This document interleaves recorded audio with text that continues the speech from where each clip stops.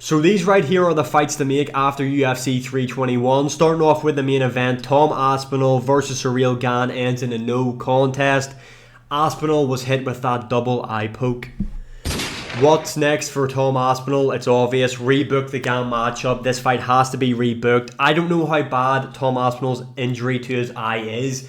They were 2 bad eye pokes that Gane got him with. Hopefully the recovery time isn't too bad. Let's get this fight booked as soon as possible. Now, are they going to maybe put it on a December card, stack that with 3 title fights? Probably not. I think it might end up being like the co-main if Topuria is fighting in January on the Paramount card. I think this would be the perfect co-main to that. Or if Topuria isn't the main event, then this right here could slot in as the main event, because this rematch in terms of like hype has gotten a whole lot bigger because Gane was having success in there against Aspinall. Gane was arguably winning the first round. He done the more damage in shots. He busted Tom Aspinall up. This does not mean Gane won the fight. It was a no contest. I don't think people actually have processed that in their brain. This fight was a no contest. I know, like, and the thing is, it's Gane that ruined the fight. He eye poked Tom Aspinall. But Tom Aspinall is the one getting the shit for it, and it doesn't help when Dana White's like, Tom Aspinall just didn't want to continue to fight. Yo, we get hit with the 5-knuckle shuffle. If you got off FaceTime to fucking Donald Trump, you would have seen that the eye poke was bad in both eyes. Rebook the fight, it's obvious. Next up, we're going to go for Umar Nurmagomedov. Umar Nurmagomedov had a good performance against Mario Batista, came through some adversity. Mario Batista had him in the ankle lock at one point in the first round. I don't know how Umar Nurmagomedov managed to get out of that. It looked bad. But Umar Nurmagomedov came through that. Then he got dropped by Mario Batista with a knee to the chest. Came through that adversity. Showed off really good grappling in there. What's next for Umar Nurmagomedov? It is the rematch against Merab. Now, I would have liked to have seen Umar maybe fight a Figueiredo next, but the reason why I've got him to rematch Merab is Merab wants to stay active. This guy wants to fight constantly, and when he beats Petr Yan in December, there isn't really anybody else that has established himself yet that would fit into that. So, also Dana White said about potentially taking Merab to Georgia for an event. That's the time to do it. Merab, Umar 2 in Georgia. That would be mega. Now, I would like to see Umar maybe have a fight in between. I don't like these guys coming off a title fight, lost, then winning a fight, and then going right back in there. But with Merab, this guy's on a generational run. He's staying active. Let's keep him active. Do him versus Umar 2.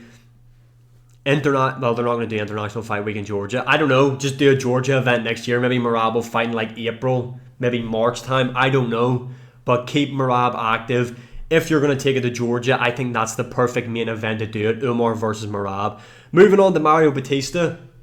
Had a very good showing in there against Umar Nurmagomedov. Umar is the second best bantamweight right now in the UFC. And Mario Batista showed good get-ups in there. I think he kind of smothered his own work with the boxing. I said this yesterday in my breakdown video. It felt like he was like falling into his punches, but had moments, dropped Umar Nurmagomedov in there. What I think should be next for Mario Batista is just rebook the fight with Chito Vera. This fight was booked. Chito Vera did pull out, if I remember correctly. Just rebook it. Chito Vera's coming off a loss to Sahabi. Mario Batista's coming off a loss to Umar Nurmagomedov. They're very close in the rankings. I think there's one ranking spot between them. Yeah, Mario Batista's 9, Chito's 8. I honestly don't even know how Chito Vera is still ranked in bantamweight, to be honest. But this right here will be a good bounce back fight for Mario Batista. I think he'll have a good performance against Chito Vera. Chito Vera will be a heavy bag for Mario Batista in their matchup, so I think Mario Batista will look good in there. Get a good bounce back win, good performance, dominant performance over Chito Vera, and then he can start to look up against like the Figueiredos, the Sanhagens, stuff like that in the division. Moving on to Jailton Almeida.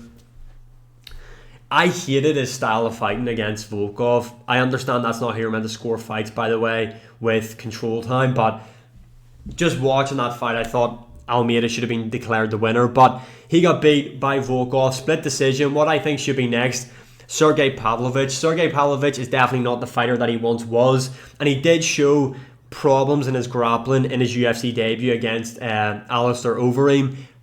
Sergey Pavlovich is a big puncher though, and like I've said, and I still stand by this, when shit comes on top of Almeida, when it's not an easy ride, the guy does kind of crumble and break a wee bit. and I think Sergey Pavlovich has the power to shut the lights off for Almeida. However, if Almeida is able to go in there and take down Pavlovich and actually throw something instead of just trying to be worried about position, let his hands go, let his elbows go, maybe work to get a submission, then he's right back in there in title contention. Just looking at the heavyweight landscape, this is the fight to do. Sergey Pavlovich, Almeida. Almeida took no damage in there against Volkov. Pavlovich had a good fight against Waldo Cortez Acosta. Didn't take much damage in there. Let's get this fight booked. It'd be perfect as like a co-main to a crowded fight night arena. A crowded fight night, what the fuck am I on about? A crowded fight night, this would be like the perfect co-main to that card in my opinion. Get that fight booked. Moving on for Asmat Mirzakhanov.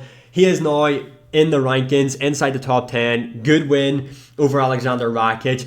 Big right hand, stiff jab, dropped him, followed it up, finished him in the first round. He is undefeated, 16-0. This is a jump up in the rankings for him, a really big jump up.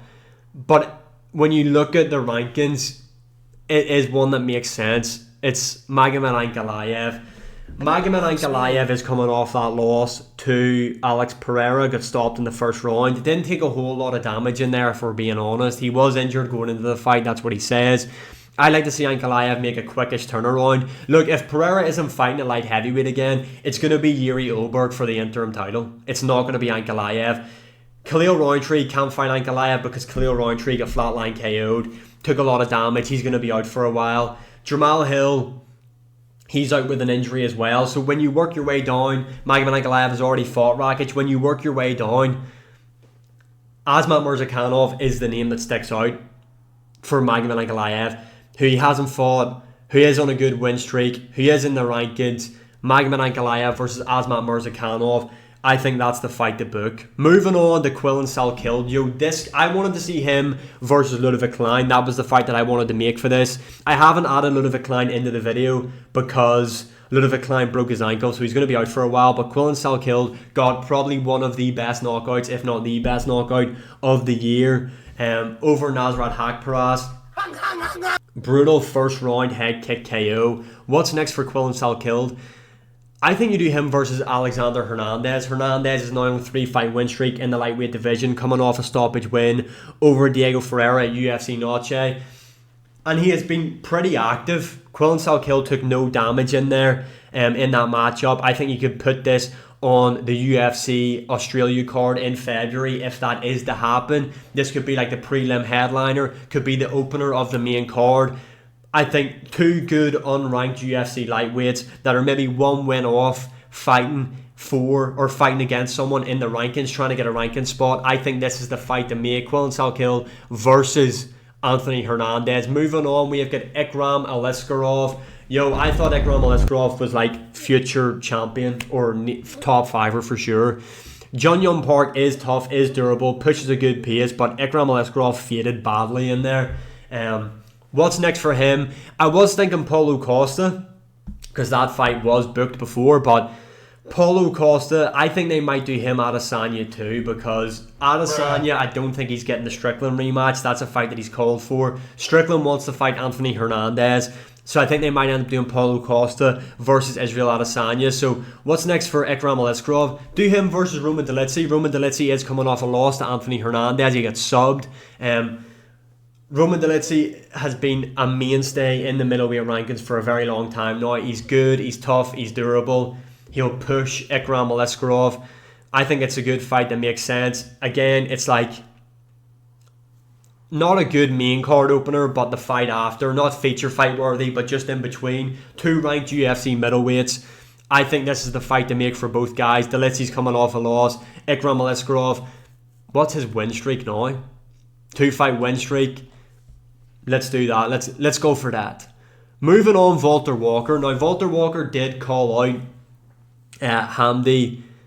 I'm not even going to try and say his second name. Hamdi Alha, or whatever you call him. The guy who literally pulled Chris Barnett's ass out at UFC 321 on the prelims.